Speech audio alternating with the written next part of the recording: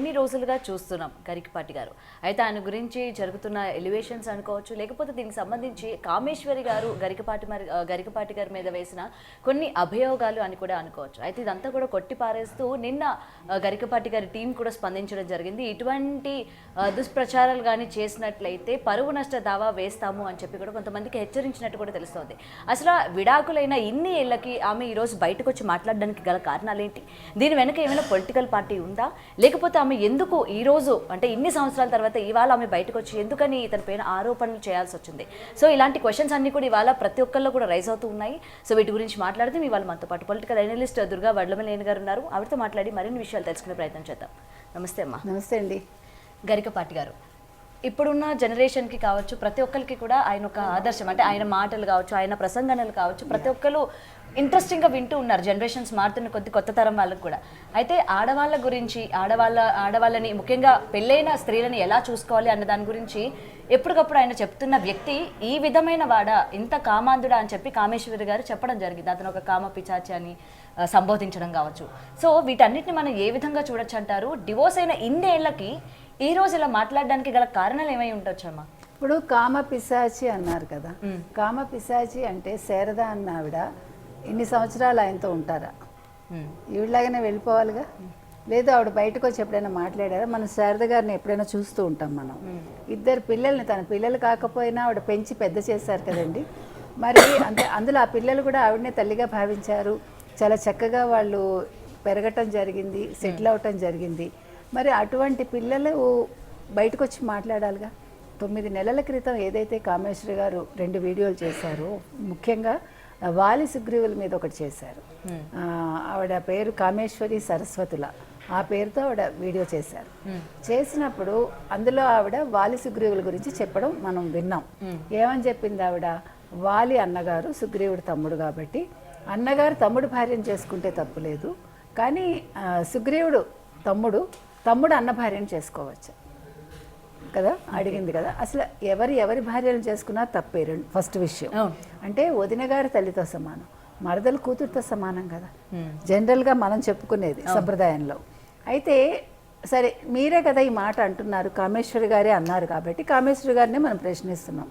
మరి మీకు ఇంత విచక్షణ ఉన్నప్పుడు, నీ మరిది గారు తప్పు చేసినప్పుడు మీరు చెల్లుమని 2 కొట్టి, ఇది తప్పు నాయనా, నేను నీకు తల్లి లాంటి దాన్ని అని మీరు ఎందుకు చెప్పలేదు? ఒకవేళ గరికపాటి గారిదే తప్పు అనుకుంది, ఆయన వ్యామోహం పడ్డారు, ఆయన వ్యామోహపడేలాగా మీరు ఎందుకు బిహేవ్ చేశారు? మీరు ఎందుకు ఖండించలేదు? అవునా కదా? మీరు ఎందుకు ఆయనతో కలిసి వెళ్ళిపోయారు? 21 సంవత్సరాలు ఎందుకున్నారు వారితోటి? ఓకే, 2 పిల్లల్ని ఎలా కన్నారు? ఆయన దుష్టుడు, నీచుడు, దుర్మార్గుడు అంటున్నారు కదా. అంత దుష్టుడు, నీచుడు, దుర్మార్గుడు, కామాంధుడు అయితే మీరు 1 ఏడాది, 2 ఏళ్ళు, 3 ఏళ్ళు ఉండగలరు. ఇప్పుడు మొదటి భర్తను వదిలేసి వచ్చినట్టే ఈయన్ని వదిలేయాలిగా. మొదటి భర్త చాలా అందగాడు, చాలా మంచివాడు అని ఆవిడే చెప్తున్నారు, వెంకటేశ్వరరావు గారు. మరి అంత మంచివాడిని, అంత అందగాడిని వదిలేసి ఇంతో ఎందుకున్నారు 21 సంవత్సరాలు? ఇదో పెద్ద క్వశ్చన్ కదండి. ఇప్పుడు సాధారణంగా ఆడవాళ్ళు దేన్నైనా సహిస్తారు, కానీ వేరే స్త్రీతోటి ఏ మొగాడైనా చూసినా కూడా కోపం వచ్చేస్తుంది. ఇంత పొసెసివ్నెస్ ఉంటుంది ఆడదానికి. సహజం ఉండాలి కూడా, ఎందుకంటే మగవాడు చంచల స్వభావుడు అయినప్పుడు ఆడది కంట్రోల్ చేసుకోగలగాలి. లేదంటే 21 సంవత్సరాలు ఉండి 2 పిల్లల్ని కానీ వెళ్ళిపోయి 3వ వ్యక్తితో, ఆ విషయం ఆవిడ చెప్పలేదు. ఆ ఒక్క విషయమే చెప్పలేదు, మిగతా అన్ని ఆవిడ మాట్లాడింది. ఇప్పుడు మీరు ఏం ఆశించి చేస్తున్నారు? ఇప్పుడు ఆయనకి ఇంత ఫేమ్ వచ్చింది, ఇంచుమించు 15 ఏళ్ళుగా సుమారుగా గరికపాటి గారు తెలుసు. గత 10 ఏళ్ళుగా గరికపాటి గారికి చాలా మంచి పేరు వచ్చింది. సాధారణంగా మీరు గమనిస్తే ఒక మనిషికి ఒక దశ కాలం, పేరు వచ్చినా ఏమొచ్చినా సిరెత్తుకున్న ఒక దశ కాలం.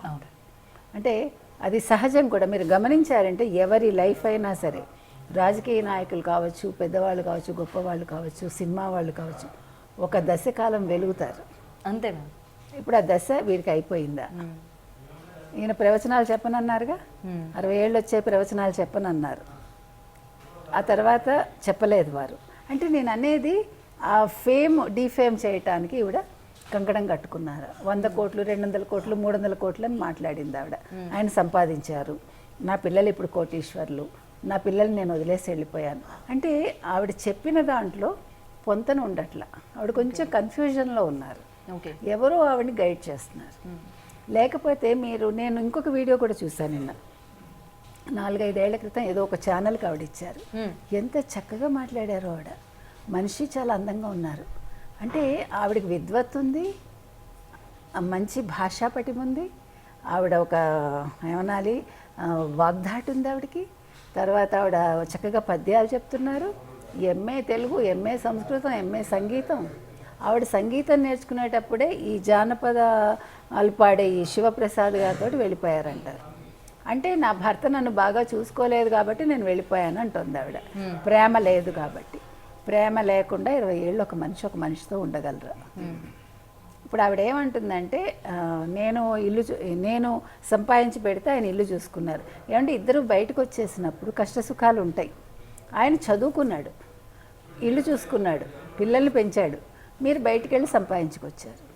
ఒక అడ్జస్ట్మెంట్. మిస్టర్ పెళ్ళాం సినిమా మనకు అదే కదా. తప్పే ఉంది అందులో. ఇప్పుడు సిగ్గుపడాల్సిందే. అంటే ఆయన సిగ్గుపడలేదు, ఆయన చదువుకోవాలనుకున్నాడు. సరే నా భార్య సంపాదిస్తోంది, నేను ఇలా పని చేయాలనుకున్నాడు. ఇందులో తప్పే ఉంది.